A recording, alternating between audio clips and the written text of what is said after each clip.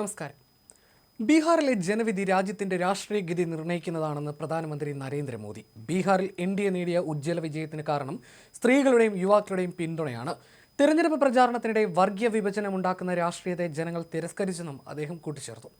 ഡൽഹിയിലെ BJP ആസ്ഥാനത്ത് നടന്ന ബീഹാർ തെരഞ്ഞെടുപ്പ് വിജയാഘോഷത്തിൽ സംസാരിക്കുകയായിരുന്നു പ്രധാനമന്ത്രി നരേന്ദ്രമോദി. നിയമസഭാ തെരഞ്ഞെടുപ്പിൽ എൻഡിഎക്ക് ലഭിച്ച വിജയം കേവലം ഒരു മുന്നേറ്റമായി കാണാനാകില്ലെന്നും ഇത് പുതിയ തലമുറയുടെ കാഴ്ചപ്പാടുകളെയും പ്രതീക്ഷകളെയും പ്രതിഫലിപ്പിക്കുന്നതാണെന്നും അദ്ദേഹം വ്യക്തമാക്കി. വോട്ട് ബാങ്ക് രാഷ്ട്രീയത്തെയും വിഭാഗീയതയെയും ബീഹാർ ജനത തള്ളിക്കളഞ്ഞത് ഏറെ പ്രശംസനീയമാണ്. വികസനത്തിനും സുസ്ഥിരമായ ഭരണത്തിനും വേണ്ടിയുള്ള അവരുടെ ആഗ്രഹം ഇതിലൂടെ വ്യക്തമാവുന്നു.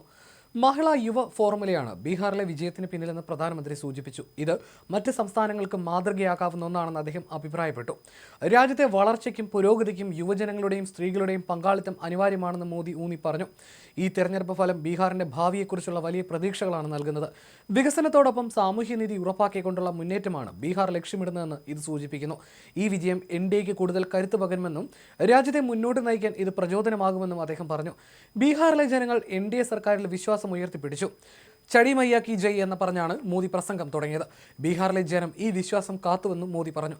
ബീഹാറിലെ എല്ലാ വീട്ടിലും ഇന്ന് പായസം ഉണ്ടാക്കുമെന്നും ഒരിക്കൽ കൂടി എൻഡിഎ സർക്കാർ എന്ന് ജനം വിധി എഴുതിയെന്നും മോദി പറഞ്ഞു. വികസനം പുതിയ തലത്തിലെത്തിക്കുമെന്ന് ഞാൻ ബീഹാറിൽ വന്ന് വാഗ്ദാനം നൽകിയതാണ്. മഹിളാ യൂത്ത് ഫോർമുലയാണ് ബീഹാറിൽ വിജയം സമ്മാനിച്ചത്.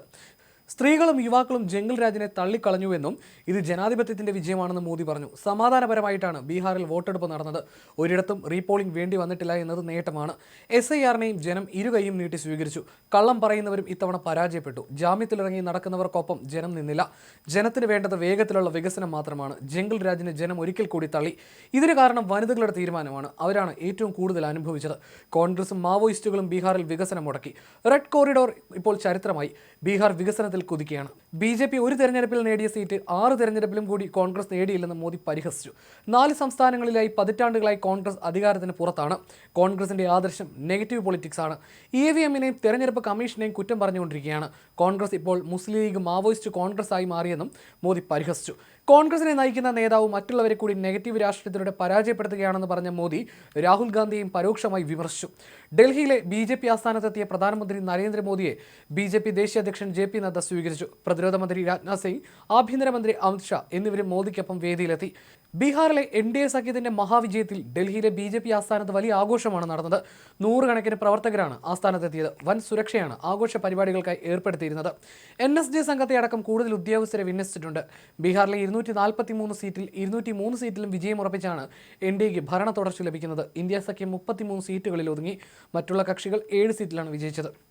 അതേസമയം ബീഹാർ നിയമസഭാ തെരഞ്ഞെടുപ്പിൽ സംസ്ഥാനത്ത് ഏറ്റവും വലിയ ഒറ്റകക്ഷിയായി മാറിയ BJPക്ക് ജമ്മു കാശ്മീരിലും ഇത് ആഘോഷത്തിന്റെ വേളയാണ്. ജമ്മു കാശ്മീരിലെ ഭരണകക്ഷിയായ നാഷണൽ കോൺഫറൻസിനെ ബഹുദൂരം പിന്നിലാക്കി BJP സ്ഥാനാർത്ഥി ദേവയാനി റാണ നഗ്രോട്ട മണ്ഡലത്തിൽ വിജയിച്ചു. Jammu Kashmir national Panthers party സ്ഥാനാർത്ഥി ഹർദേവ് സിംഗ് ആണ് രണ്ടാമത്. ഇതോടെ മണ്ഡലം BJP നിലനിർത്തി. 2024 BJP MLA ആയിരുന്ന ദേവേന്ദ്ര സിംഗ് റാണയുടെ മരണത്തെ തുടർന്നാണ് മണ്ഡലത്തിൽ ഉപതെരഞ്ഞെടുപ്പ് നടന്നത്. 24,600 വോട്ട് ഭൂരിപക്ഷത്തിലാണ് മണ്ഡലത്തിൽ 30-കാരിയായ ദേവയാനി റാണ വിജയിച്ചത്. കാലിഫോർണിയ സർവകലാശാലയിൽ നിന്ന് ഇക്കണോമിക്സ് ബിരുദം നേടിയ ദേവയാനി അന്തരിച്ച ദേവേന്ദ്ര സിംഗ് റാണയുടെ മകളാണ്.